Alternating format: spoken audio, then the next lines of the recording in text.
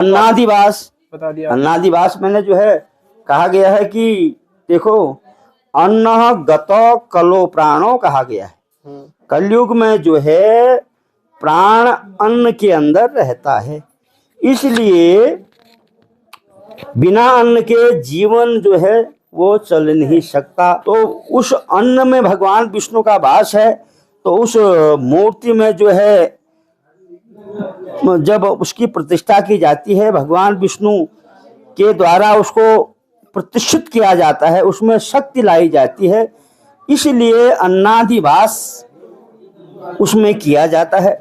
दर्शमोदगान दक्षिणा सहितम रामदासी हरि ओम तत्सत् नमः अर्घ्यं दद्यात् ओम में देवागदनमासे त्वं विपुरुषोत्तमः प्रत्यक्षो यज्ञ पुरुषो अर्घो यं मे प्रतिगृह्यतां गन्धविलेपनं नमो वरुण देवाय गो ब्राह्मण हिताय च जगद्धिताय कृष्णाय गोविन्दाय नमो नमः ब्रह्मणे नमः।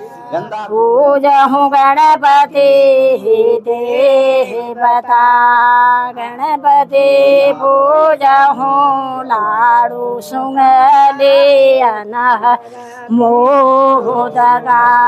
नमस्कार दोस्तों, स्वागत है आपका गांव वाला यूट्यूब चैनल के एक और वीडियो पे। दोस्तों आप जानते हैं कि सोमेश्वर घाटी के लजुड़ा गांव से मैं लगातार वीडियोस बनाता हूं और आज की जो वीडियो है वो बहुत ही बढ़िया होने वाली है क्योंकि इसमें कई सारी जानकारी आपको प्राप्त होंगी। तो दोस्तों आज मैं आया हूं चंदा लोगों के घर में, यानी कि चंदन बोरा जी के घर में, और यहाँ पे उनके नए घर में गृह प्रवेश होना है। तो उसकी पूजा है, गृह प्रवेश की पूजा। तो गृह प्रवेश की पूजा क्यों करवाई जाती है उसके बारे में आज मैं शास्त्री जी से जानूंगा। उसके अलावा जो बोरा जी लोग हैं उनके परिवार के द्वारा हमारे गांव में एक मंदिर है सैम जी के मंदिर में ही एक कालिका मंदिर है। तो कालिका मंदिर में जो है एक मूर्ति की प्रतिष्ठा करवाई जा रही है, यानी कि एक नई मूर्ति चढ़ाई जा रही है। तो जो मूर्ति चढ़ाने के पहले उस मूर्ति को किस तरह से पूजा जाता है, कैसे उसको जल में और फलों में, अनाज में और वस्त्रों में रखा जाता है, वो सब आपको दिखाऊंगा और उसके पीछे का कारण भी आपको शास्त्री जी से पूछ के बताऊंगा या फिर वही बता देंगे। तो जैसा भी वीडियो में रहेगा देखेंगे कैसे होता है। तो फिलहाल अभी बिना देरी की वीडियो को शुरू करते हैं और आपको यहाँ से दिखाता हूँ कि हमारा गांव कैसा दिख रहा है और उसके बाद शास्त्री जी से मिलाते हैं, उसके बाद पूजा वगैरह दिखाते हैं। तो आज की वीडियो काफ़ी बढ़िया होगी। अभी तक आपने मेरे यूट्यूब चैनल गाँव वाला को अगर सब्सक्राइब नहीं किया है तो कर लीजिएगा। शुरू करते हैं आज की एक खास वीडियो। दोस्तों अभी दोपहर के 1:30 बजे यानी कि 1:31 हो गए हैं और बहुत तेज़ धूप है। तो फिलहाल आपको दिखाता हूँ कि हमारा गांव दोपहर में किस तरह से नज़र आता है। ये देखिए, अभी मैं ऊपर हमारा गांव है और मैं गांव से थोड़ा नीचे हूँ क्योंकि जो नया मकान इनका बना है वो नीचे बना है रोड की तरफ। तो आप देख सकते हैं ये हमारा गांव है, काफ़ी सुंदर लग रहा है लजुड़ा गाँव। और ये इस तरफ सलौंज कहते हैं और ग्राम सभा एक ही है। और यहाँ की खेती भी आपको दिखा देता हूँ एक झलक ही। देखिए कितनी शानदार यहाँ पे खेती हो रही है।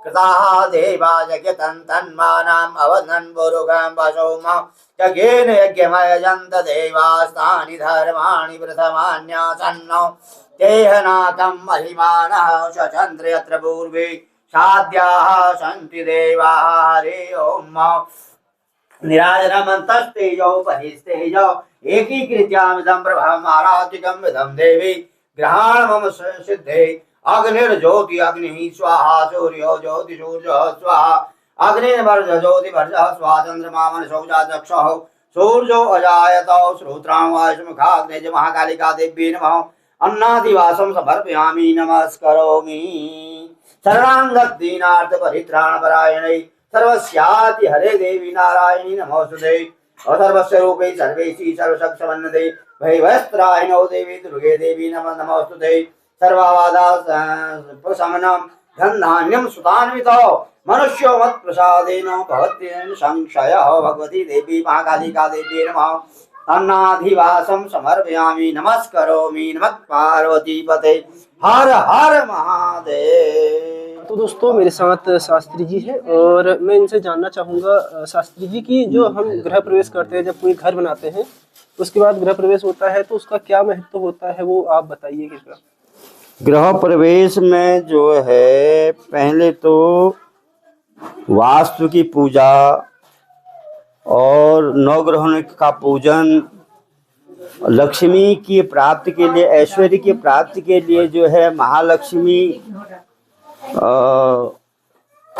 श्री सूक्त और पुरुष सूक्त से हवन किया जाता है। उस मकान में श्रीधि समृद्धि के लिए और अनेक दोषों को निकालने के लिए शतनजा जो है उसमें चारों तरफ डाला जाता है, जिससे कि उसमें जो है कोई भी ऐसी बाधाएं हों, प्रेत बाधा, भूत बाधा, उस स्थान में कभी कोई ऐसी बाधा हो तो वो शतनजा जब वहाँ मंत्र के डाला जाएगा तो कोई बाधा भी होगी तो वहाँ से वो चल देगी, वहाँ रुकेगी नहीं।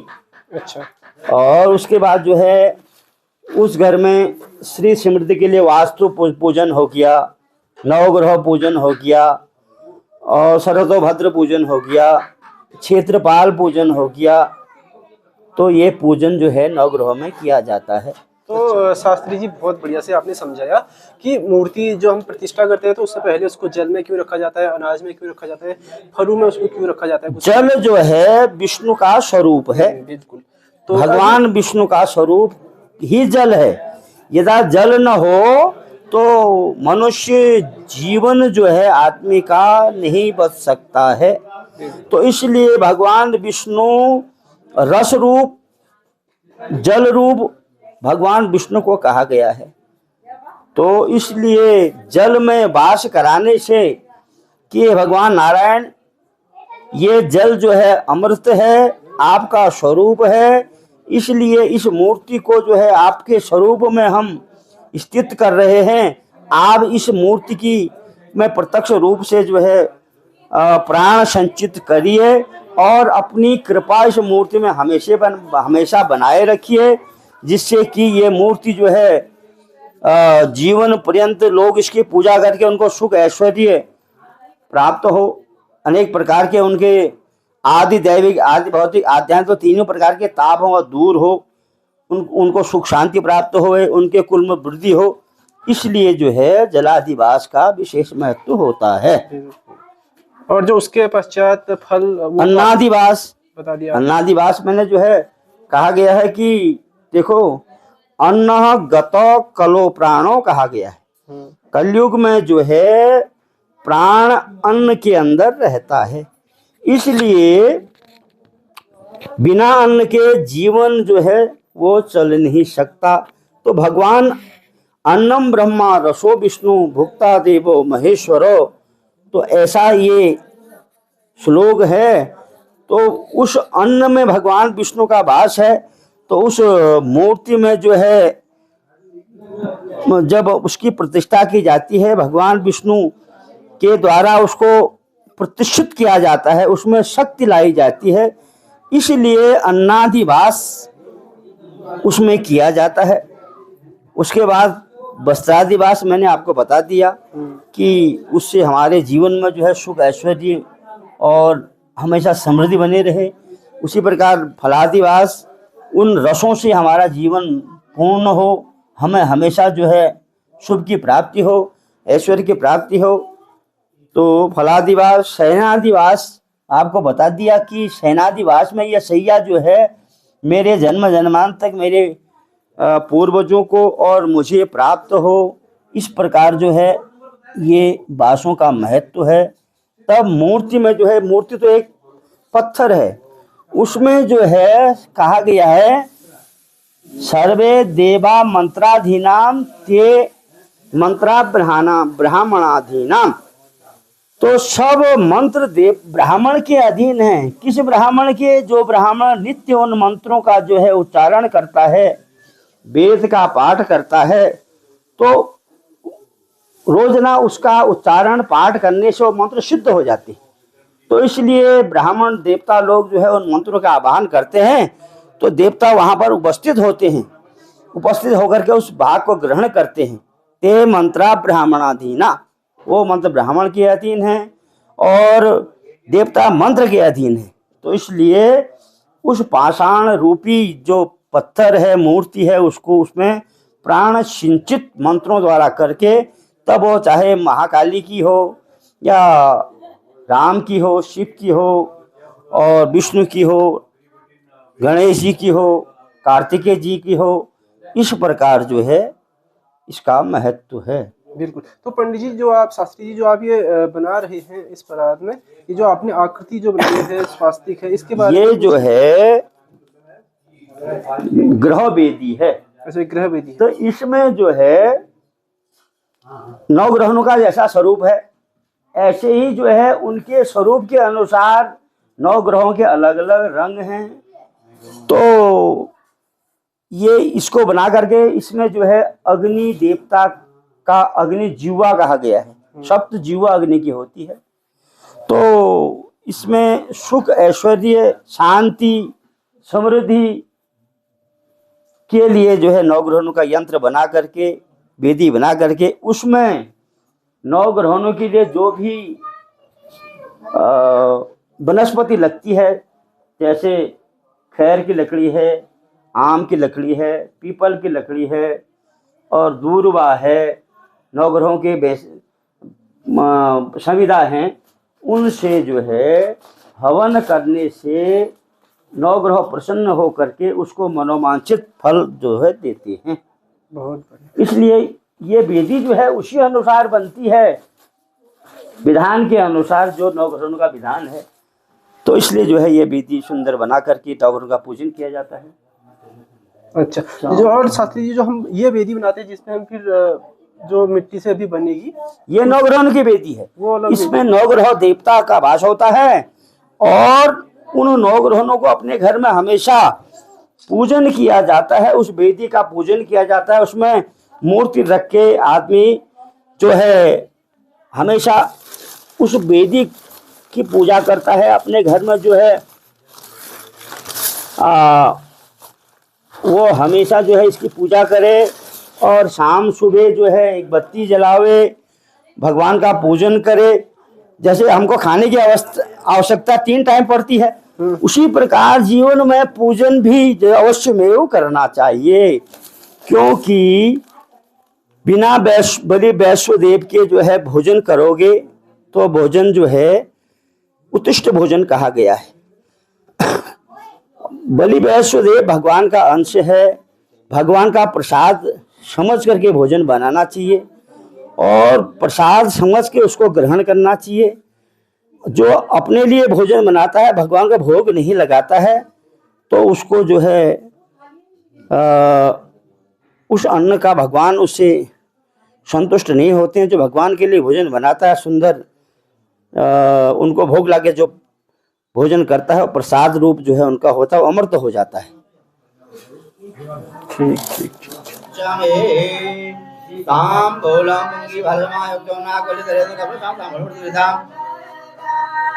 जपम विधाय ओम श्री सिद्धि विनायकाय नमः, ओम श्री सिद्धि विनायकाय नमः, ओम श्री सिद्धि विनायकाय नमः, ओम श्री सिद्धि विनायकाय नमः, ओम श्री सिद्धि विनायकाय नमः, ओम श्री सिद्धि विनायकाय नमः, ओम श्री सिद्धि विनायकाय नमः, ओम श्री सिद्धि विनायकाय नमः, ओम श्री सिद्धि विनायकाय नमः, ओम श्री सिद्धि विनायकाय नमः, ओम श्री सिद्धि विनायकाय नमः। गुह्यादुषमं सिद्धिर्भवतु मे देव तत्प्रसादात् सुरेश्वरः फलम् इदं फलमया तेन्मेश्वरात् भविष्यन्जन्मनिः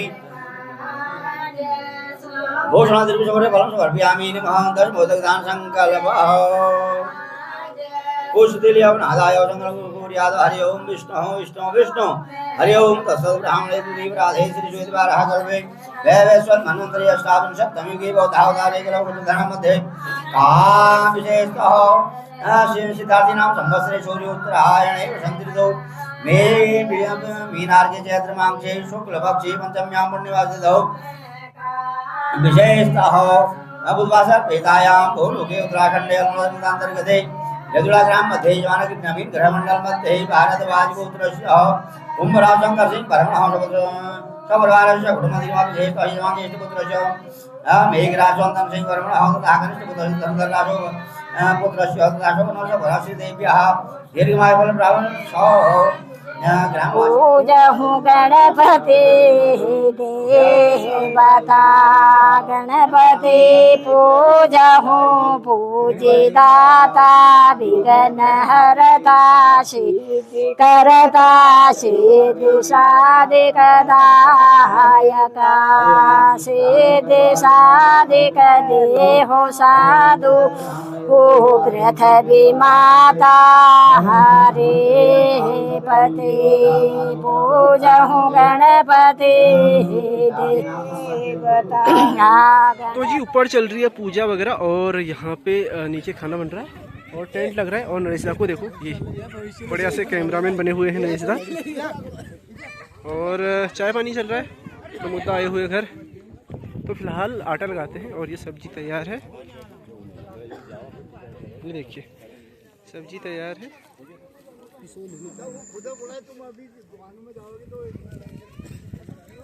अब हम लगाएंगे आटा।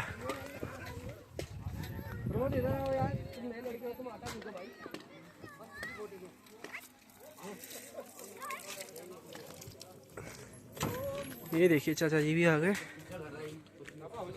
तो यहाँ दोस्तों आटा लगेगा और अंदर इन्हें कस्तूरी मेथी और जवाने खितम सुहा। ये देखिए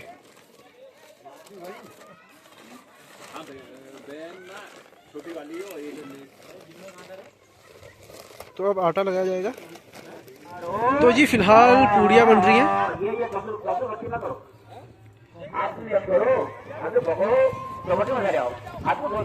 ये देखिए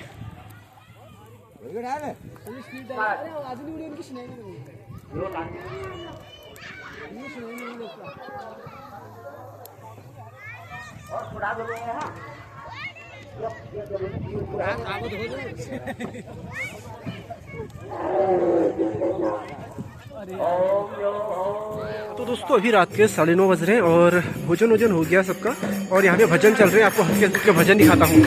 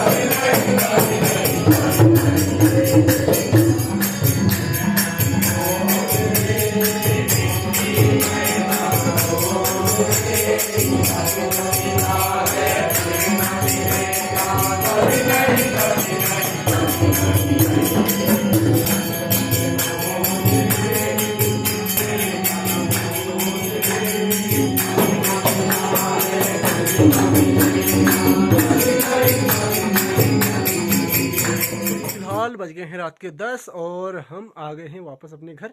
और आज की वीडियो यही भी समाप्त करते हैं। लेकिन कल जो वीडियो होगी वो बहुत ही बढ़िया होने वाली है, क्योंकि कल हमारे गांव में कलश यात्रा होगी और जो मूर्ति मैंने आपको दिखाई कालिका माता की, वो मूर्ति जो है कल नीचे से ऊपर मंदिर में, सेमथान मंदिर में पहुंचाई जाएगी। तो डोली में विधिवत रूप से उसको रखा जाएगा और पहुंचाया जाएगा। बहुत ही बढ़िया कलश यात्रा होगी और उसके अलावा क्या कुछ होगा कल की वीडियो में आपको पता चलेगा। तो फिलहाल आज तो इतना ही है, तब मिलते हैं आपको कल की वीडियो में लेंगे। और अभी बहुत रात भी हो गई है, वीडियो भी एडिट करनी है, उसके अलावा अपलोड भी करनी होती है सुबह तक, तो काफ़ी काम है। फिलहाल इतना ही, टाटा, जय श्री राम दोस्तों।